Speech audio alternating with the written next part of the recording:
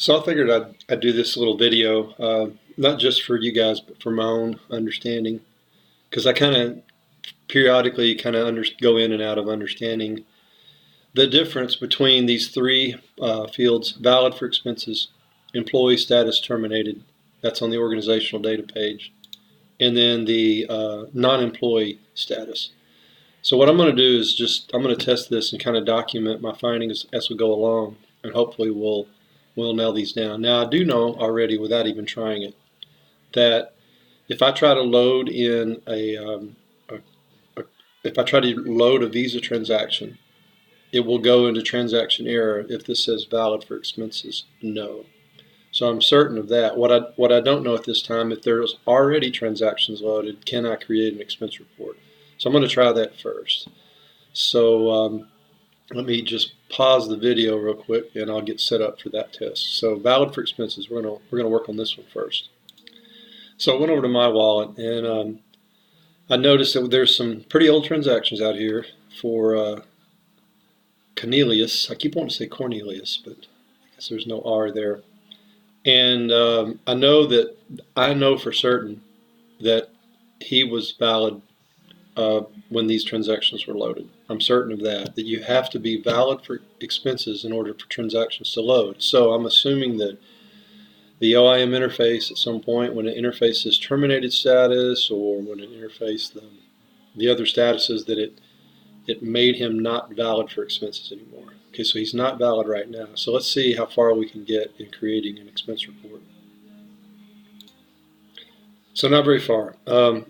I navigated to travel and expenses, expense reports, create, modify. I look up the ID, and he does not display. So let me do this. Let me make him valid for expenses. I'll just do that with you. Go to update profile, and I got to select him. Where is he? Up here, huh? There we go. I'm not going to change anything else at this point. I'm just going to say validate. Okay, now he's valid. He's got a default chart string. Let's try this again.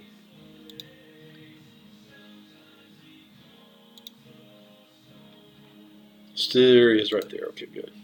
So now he's here. I can add him. And let's see if we can pull the MyWallet transaction in. I'll pause the video. Alright, I've copied one MyWallet transaction in, and now I will click Save for Later, and I believe I should get the old transaction error. I'll fix that. Okay, I got that. So that's certainly a problem. And just put something in there. Save for later.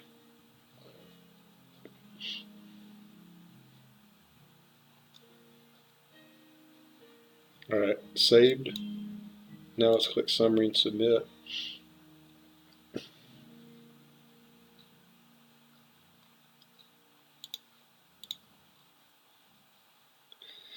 Inactive employee, and this is the message that started the email. So what I think I'm pretty sure that is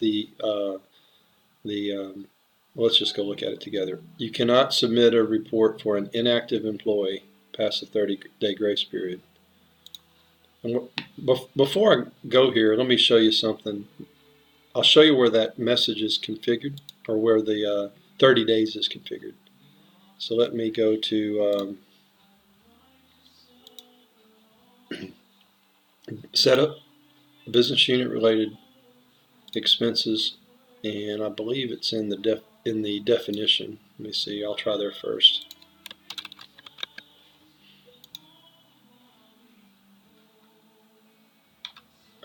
Maybe, let's see. Yeah, here it is. Inactive employee submissions 30 days. That's where we have that configured. I could fix this by removing the 30 days, but then we don't want to do that because that changes the entire system. It's better to update the individual employee to permit the transaction to be processed through. So I'm going to go back to Update Profile and open him up again.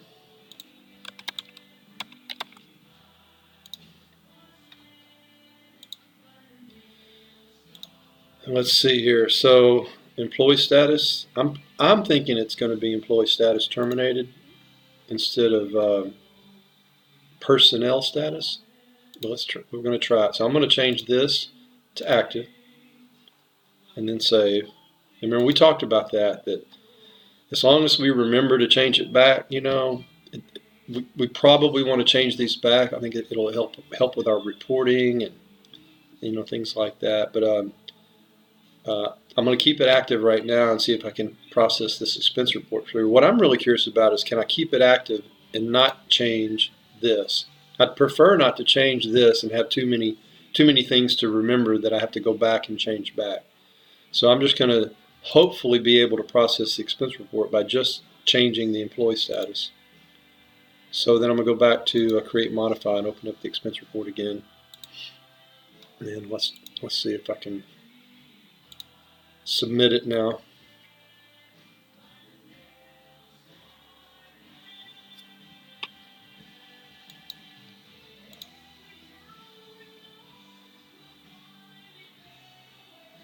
There we go. Hopefully this will work.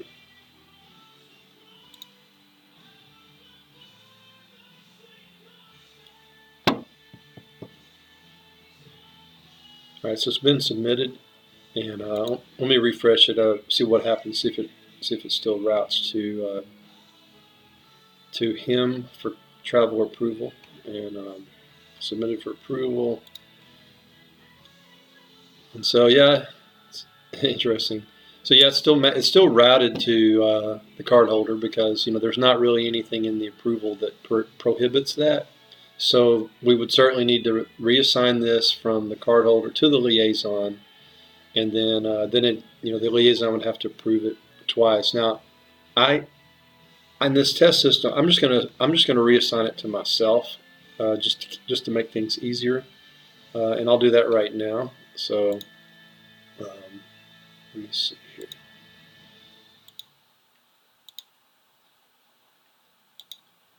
And I forgot his ID, so let me do an advanced search.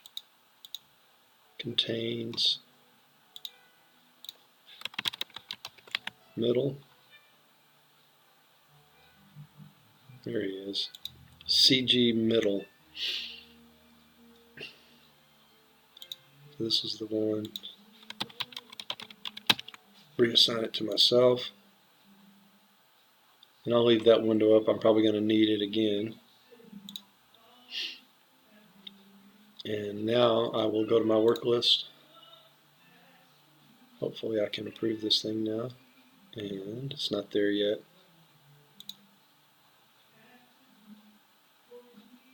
There it is.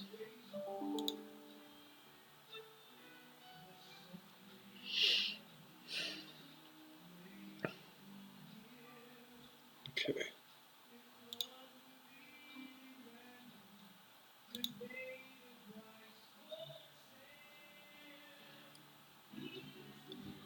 So far so good. Let me probably went to the liaison now. So let me look on the other page. It'd be easier. Just keep that up. And I'll probably need to reassign it from I'm not sure. I think Lynette or somebody like that. Let's just look and see.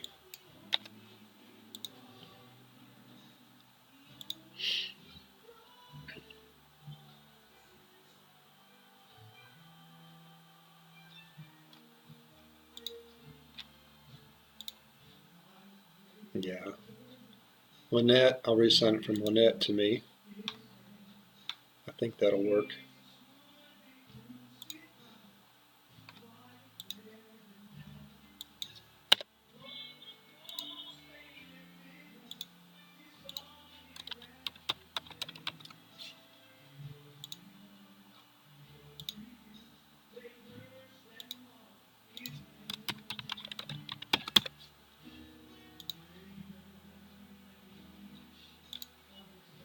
I'll pause the video.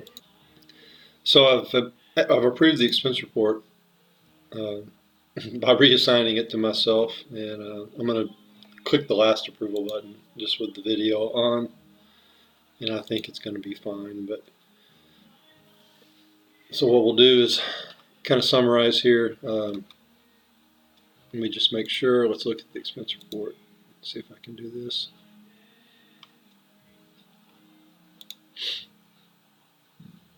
And yeah, it went to paid status. So this tells me, I remember this now. It's been a few months since I really understood this. I'm glad I did this video, but hopefully it'll be something that we can all remember. And let's go back to the employee profile, and I'll go into the work center just so, rather than have to remember the navigation. In the work center, in the main pages, card configuration pages, update cardholder profile. And then I'll look up Cornelius. It's interesting there's no R in that name.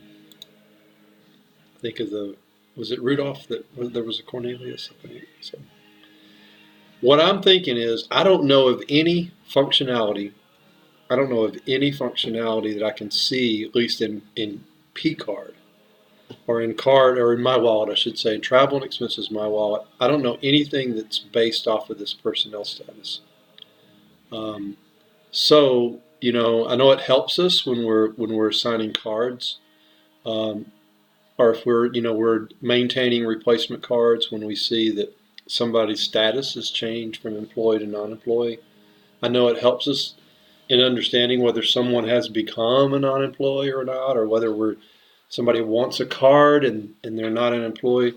But I don't know of any functionality specifically in the system that I don't know of any that depends on this. However, in summary, these two are important. Valid for expenses, yes, that has to be valid before transactions can be loaded. Now, what I've learned in this exercise is transactions can be loaded like in August, and then later on somebody's valid for expenses changes from yes to no, and those transactions are still there. But you cannot create the expense report. You can't even create the expense report until this says valid for expenses yes. Then we've also learned today that this employee status has to be active in order to submit the expense report for approval. What I didn't do, I didn't change it back to terminated and see what happens for the approval. But the thing to remember is we always need to come back here and make sure this is active in order to process the expense report all the way through. Now, the way this would work is that once Lynette's done, she says, "Okay, we're done. We've processed all of his expense reports through." And then we would go back, if we could remember, we go back and change it back from active back to terminated again. So we would want to do that. But anyway, I hope this video clears it up. And anyway, we'll see if maybe that'll straighten out some of these older expense reports. So yeah, I think that's it.